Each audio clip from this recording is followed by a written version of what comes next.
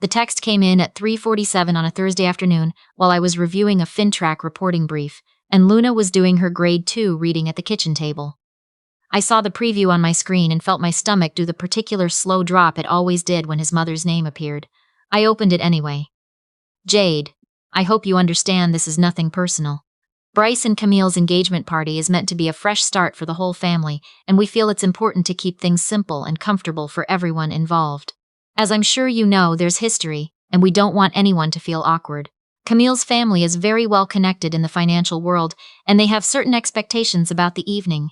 We're sure you're keeping busy with Luna and everything, and we thought it would be nicer for the two of you to celebrate separately. We'll drop something off. Hope you understand, dear. Dear.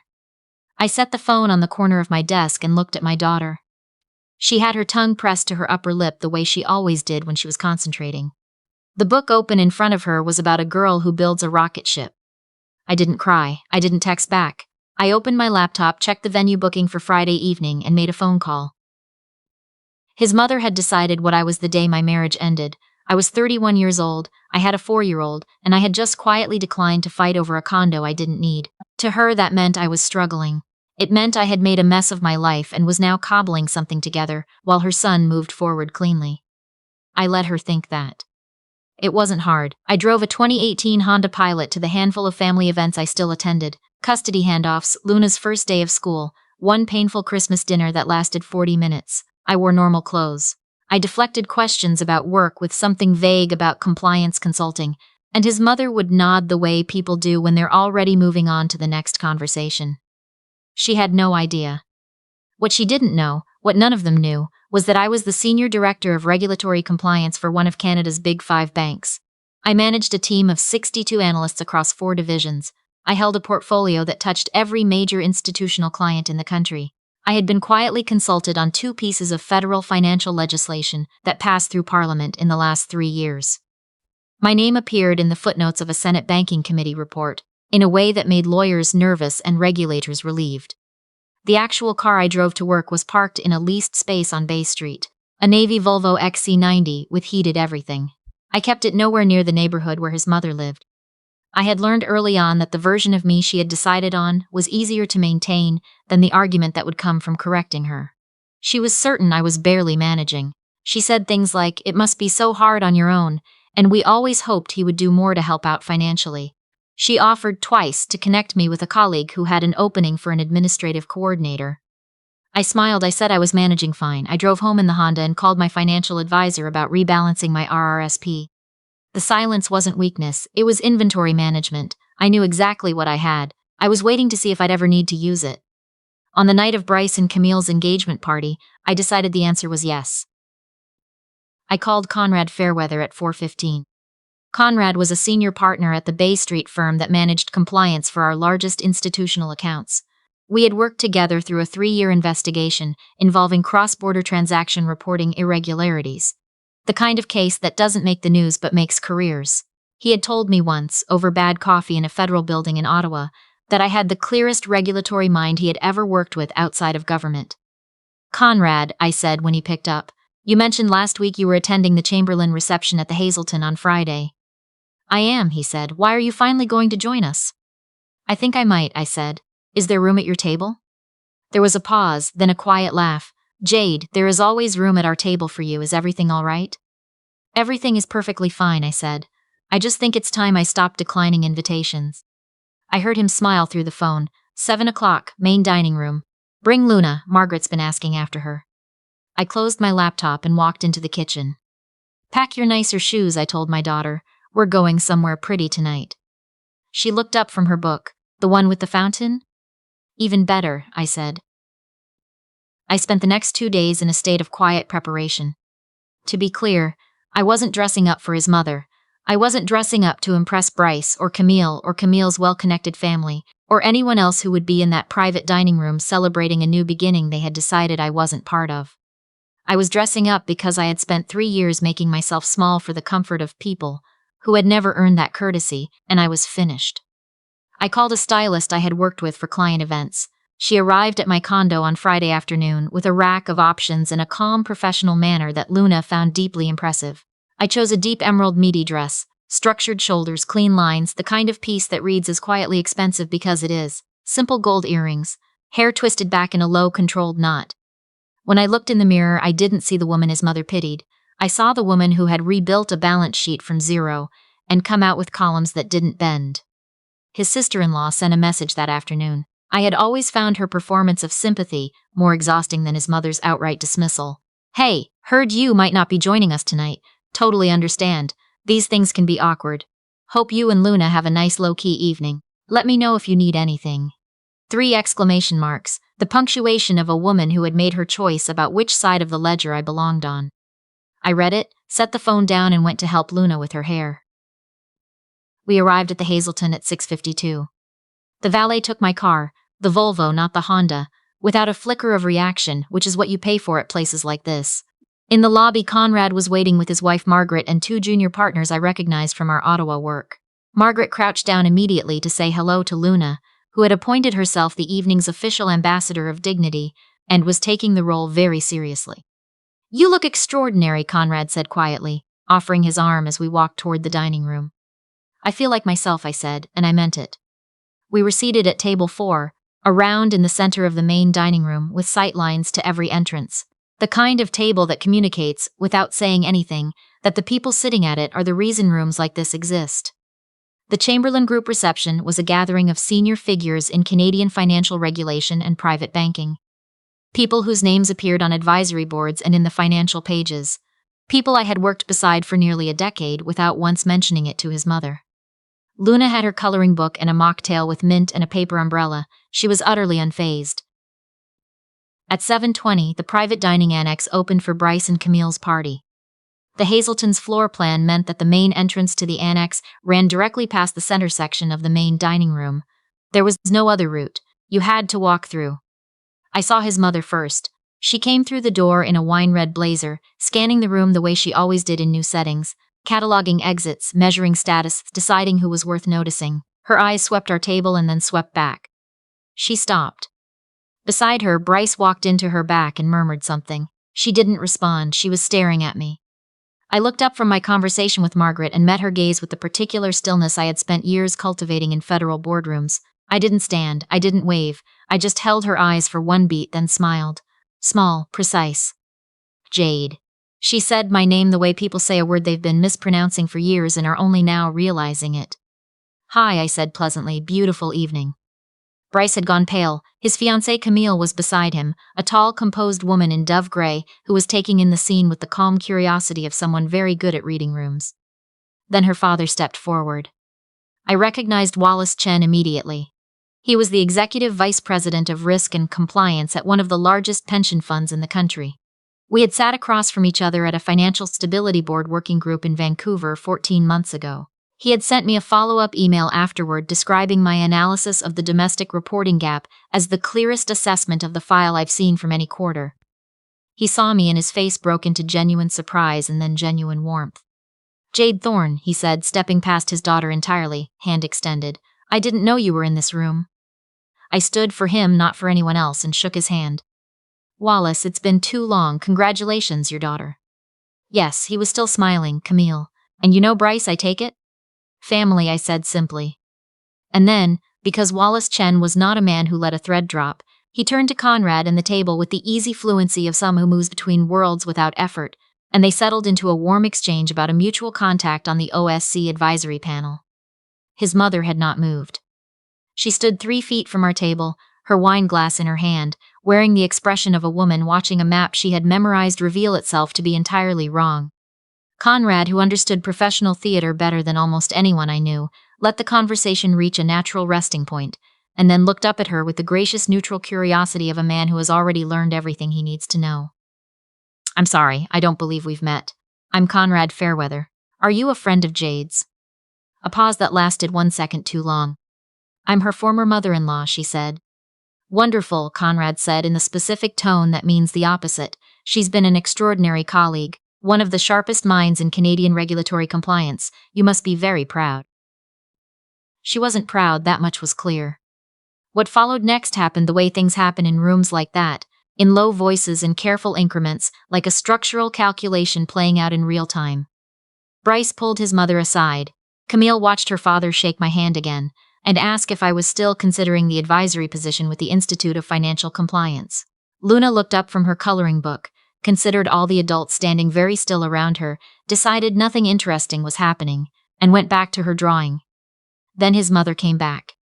She stood at the edge of our table with her shoulders tight and her voice in the register she used when she was composing herself very carefully. "Jade," she said, "we had no idea about your position, your career. Why didn't you ever—" "You never asked," I said. My voice was even.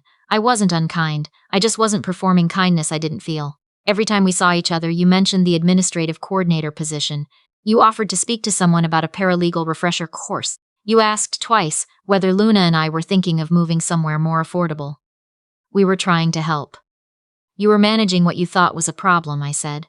I was never a problem. She opened her mouth and closed it.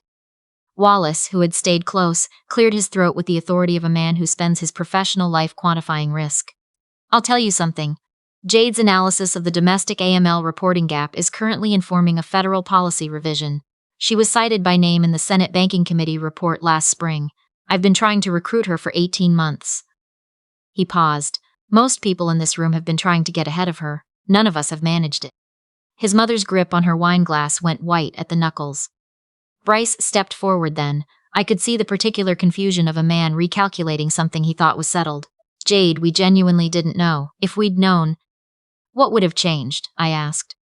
The question sat between us. He didn't answer, because we both understood that the answer was nothing, or at least nothing for the right reasons.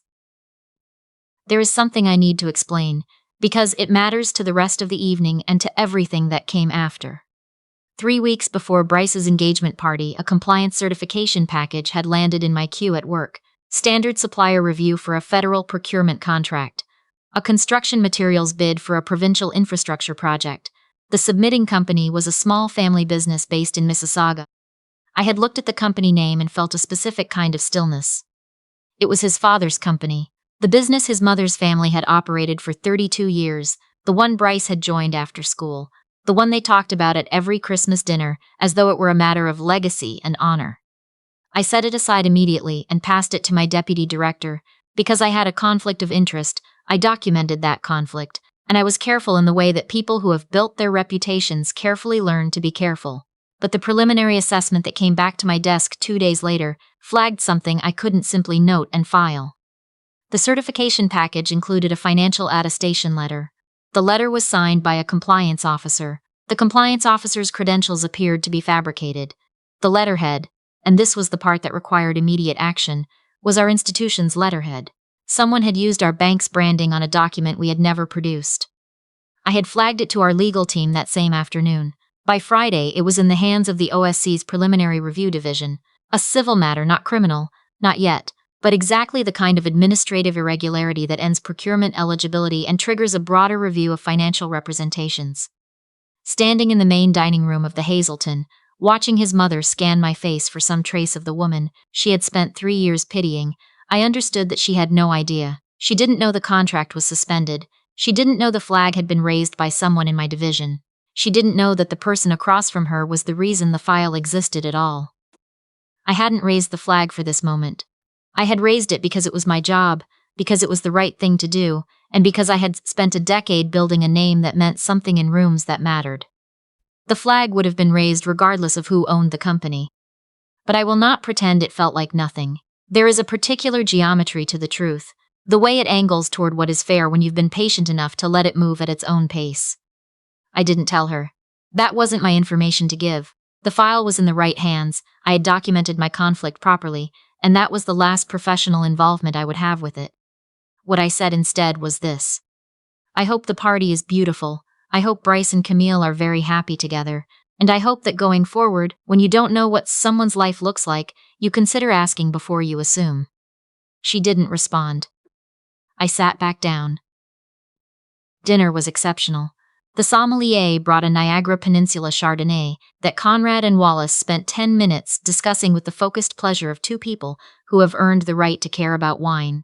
Margaret told Luna a story about her own daughter's first formal dinner, how she'd knocked a bread roll under the table and spent the whole meal wondering if anyone had seen. Luna was delighted, laughing with her mouth slightly open, one hand pressed to her cheek. I watched my daughter be entirely at ease in a room full of people who ran pension funds and sat on regulatory boards, and I thought, she will never have to make herself small to be welcome anywhere. I would make certain of that. His mother's party moved on to the annex. I didn't watch them go. At some point during the second course, Camille came back through to the main dining room, alone, quietly, and stopped at our table. She looked at her father first, then at me. My father has mentioned your work, she said, several times actually. He's very generous, I said. She paused. There was something in her expression that was not quite an apology but was adjacent to one. I'm sorry about the invitation, or the lack of one. Don't be, I said, you didn't send it. She nodded once and returned to her party. Luna fell asleep in the car on the way home. I carried her up in the elevator and tucked her in and stood in the doorway of her room, for a long moment listening to her breathe. The paper umbrella from her mocktail was still in her coat pocket. She had been collecting them, keeping them in a shoebox under her bed. Then I went to the kitchen, poured a glass of water, and picked up my phone. There were 11 messages, 7 from his mother, 2 from his sister-in-law, 1 from Bryce, and 1 which I had not been expecting from my ex-husband himself. I didn't read them. I already knew their shape, the same shape as always, just reordered. Some version of "we didn't realize, we're sorry, can we talk, you know how she is." The grammar of people who are sorry they were caught, not sorry they were wrong. I opened the group chat called Bryce and Family. The icon was a photograph from Wasaga Beach 2 summers ago. Luna was in the frame at the edge, half-cropped, looking at something off camera. I had been in that photograph too, until someone had cropped me out to use it as the group icon. I pressed and held the thread until the options appeared. Archived it. Done. No speech, no announcement, no goodbye message. Just a clean, quiet removal, the digital equivalent of closing a door that had been left carelessly open for too long. I stood at the window of my living room and looked at the lights across Lake Ontario. Toronto in the dark is a different city, slower, more honest about what it actually is. I thought about the woman I had been at 31, sitting in a lawyer's office dividing up a life that hadn't become what she'd hoped, trying to be reasonable and composed while everything shifted around her. That woman had made good choices. She had kept her head. She had gone home, gone back to work, and built something methodical and real, one file at a time, until she was the person in the room that other people quietly tried to reach.